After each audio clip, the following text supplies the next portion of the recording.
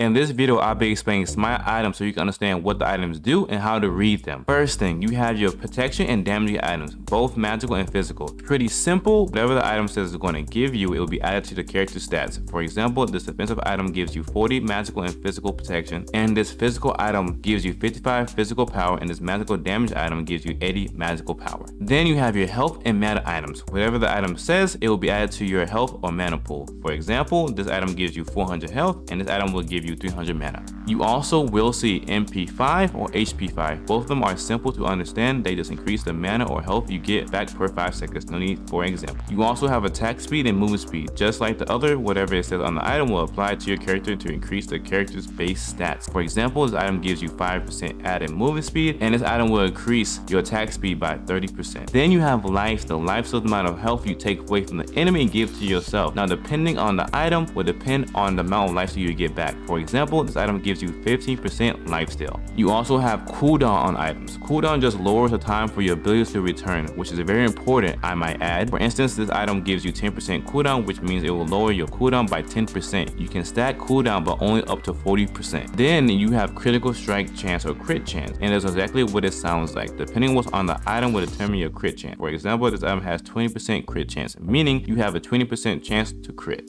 Another thing you will see is CCR, meaning crowd control reduction. If you are ever trapped by a character, this will lower the time you are trapped for, also known as being stunned. Very simple to understand. For example, this item will give you 20% reduced crowd control. You also will see penetration, and there's two types of it. You have your penetration percentage and just penetration. There's a very similar but different, and magical and physical react the same way to it. For example, this item gives you 10 flat physical penetration, which means it will subtract 10 magical or physical protection from the enemy character. That's depending if you are magical or a physical type of character. And the penetration percentage will subtract the percentage that's on the item. For example, this item will take 10% from the enemy character's protection. And the biggest things to note on items are passive, glyphs, and auras. They are additional perks for items, so you should read them, but there's a difference between the three. For instance, passive and glyphs are normally only for your character. For example, this item's passive will increase the crit strike damage, and the glyph will subtract cooldown on your abilities for each crit. Now, auras are for you and your teammates. For example, this item will give your teammates increased physical protection and increase their HP5 by 25. Understanding how to read the items is a big help. It also is a big help to know how to read your character's abilities, and I'll be making a video on that as well.